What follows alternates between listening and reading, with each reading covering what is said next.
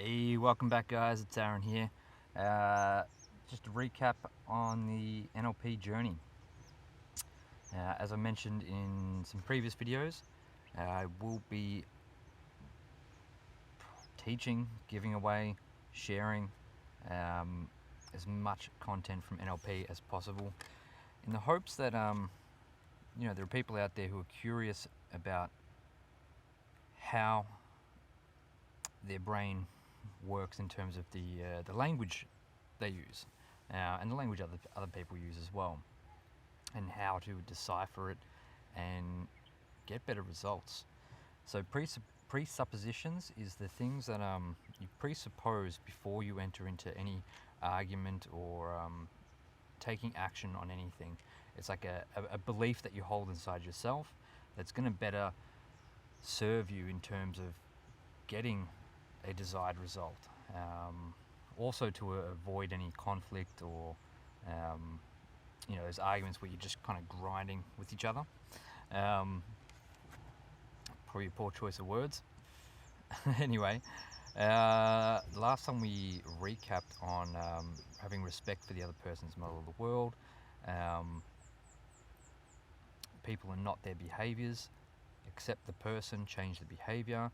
That's a very important one. As I mentioned last video, sometimes we get stuck in saying that a person is being a certain way. They are this or they are that, or I am this and I am that, based on a behavior they do.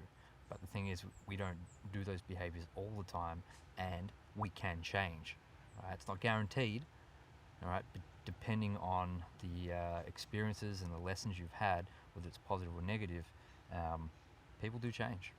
Yeah. So understand that if someone's being a dick or they're being a sheep, then that's just something they're currently doing, and not to actually put them in a box like that, because if you put them in a box, then your communication and your behavior will actually support what it is that you think, and vice versa.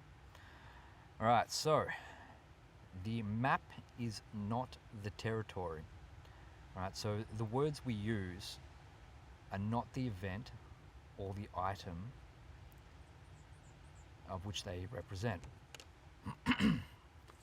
So let's say you've got a map of Victoria or New South Wales, Queensland or Australia, or maybe it's a particular area, a little like a bushwalk you're going on, right? You're looking at that map. Now, that map isn't actually the territory. It isn't the actual experience. It's just giving you a guide, a little walkthrough of what it is, right? So how does that relate to the words that we use to label our experiences? Well, when you're actually having a conversation with someone and you're trying to explain to them your reality of what you see and what you believe, then sometimes there can be some miscommunication going on where they don't hear you out. They don't necessarily believe what it is that you're saying. They can't feel you at all. It's what happens is we go through a process where we're taking all the information in through our senses, our 5 senses, sight, hear, touch, taste, smell, even the thoughts that we have. So we'll begin to tell them a story about what's going on in life, or what our dreams are, and they may not have a full idea of it because it's just the map, right? It's not the actual territory. And the only way you could get more experience of what the territory is by actually asking more questions, rather than pointing the finger, judging and saying, you're saying this, you're being that. If there's ever any miscommunication in the words you use, then this is the one that I believe if most people could actually hold on to, then when it comes to the misunderstandings or the disagreements, they can go, well, maybe I don't have the full picture here. Maybe I don't really understand what it is they're saying. What is it that I've missed that I can ask more questions to gain more detail so I can get more of an understanding of the territory? Ultimately, you're never really going to get the true territory out of someone because you're not them. All you can do is get more information to better have or better communication with them to get a better picture of it, really. So the map is not the territory. Now, you are always in charge of your mind and therefore your results. Now, this one could be controversial, being that there's a lot of stuff going on. There's a lot of claims that people are being brainwashed. Now, this is the perfect example of people pointing the finger and saying, "Oh, you're being brainwashed," as if they themselves are not being brainwashed. Yeah, on some level, we are all being brainwashed, and that only goes together with our values, our morals, our life lessons, what's good and what's bad. Right, on both sides of the scale. Even if you think that your side is the better side against them, they are also saying the same thing. Right, so the map is not the territory on that one, but you are in charge of your mind and therefore your results. So if someone comes to you with some what's labeled as false information, right, and you choose to believe that without actually going into further detail, then you can't point the finger at anyone else and say it was them. No, you're in charge of your mind and therefore your results. Same way as me, I'm in charge of my mind and my results. So whatever I tend to see out there, I'm not going to just take it straight away and go, "Oh, they seem to be an expert in the field." No, I'm actually going to do a bit further research, and research doesn't necessarily mean just typing in one Google answer or one DuckDuckGo answer. It's actually going through quite a lot of them, so that way you can get more detail of the story at hand, right? More of the map, the territory of the map, right? So if you tend to just jump on links or memes or posts and believe them straight away, well, and then you find out that it's false, and then you blame that person for sharing false information. No, the false information came from you because you decided to choose that was the truth, and you didn't research it any further.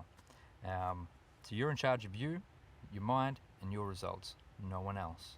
They can only guide you through or give you the opportunity to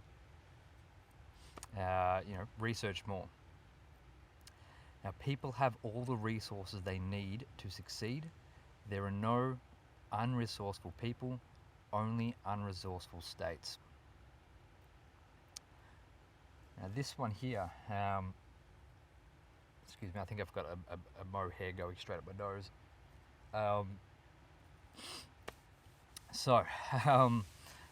Where was I? Yeah, people have all the resources they need to succeed. There are no unresourceful people, only unresourceful states. So you could think about a time where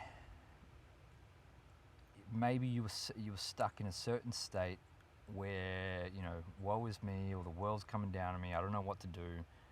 You've made a bad choice somewhere along the lines and you didn't know how to fix it, right? So this statement applies to that. It's in that moment, you have all the resources you need to succeed, right? So you're not being unresourceful.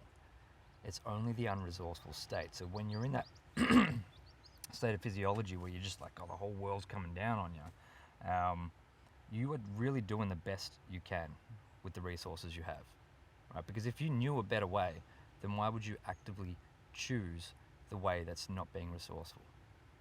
Now, in NLP and through hypnosis as well, you can discover the resourceful states to get yourself into so you can get out of that, right? And it does take practice. It does take almost like a muscle building. You go to the gym, you lift some weights. You don't just do it once and then you're like, oh yeah, I'm absolutely ripped. No, you continue to keep on going, and then eventually it builds that habit, builds that behavior, builds that neurology to help you become more resourceful in those times where it may seem unresourceful. There is no failure, only feedback. Now, feedback is happening all the time, right? It's based on the communication that you use. If you're talking to someone in a certain way and you're trying to guide them or trying to help them, however they may take that, if they respond in a way you didn't think they were going to respond, well, that's just feedback. That's not saying that you're a failure because you didn't communicate correctly. It's just feedback to adjust your communication style. Same thing when you go out there and you try to do something in life, whether it be living in a camper van, traveling around in a car. As crazy as that is, whew, you're going to come across some challenges, right? So it's only feedback. There is no failure. More of this will come up through even when we get to the technique stage. Now, the meaning of communication is the response you get. All right. So, however you're communicating, if you could run multiple, timelines in a conversation with someone, and you just change certain predicates that they're the specific words you use, whether they're related to feeling, sight, or even hearing, or just audio digital. If you could run multiple timelines and you change all those words, you'd get a different response from that person each time. And this is where, if you become aware of this part here, so you've had a conversation with someone and you didn't get the response you thought you were going to get, right? Then perhaps become a bit more flexible in how you speak, in what words you choose, and change that, so that way you can get a more desired response, or at least a different response, which is then just feedback, so you can adjust and then move forward with the conversation. So this can apply to exactly what's been happening over the last 12 months as well. There has been a lot of arguments, or people coming up against each other like that, just using force. You're this, you're that, whatever. It's not working, right?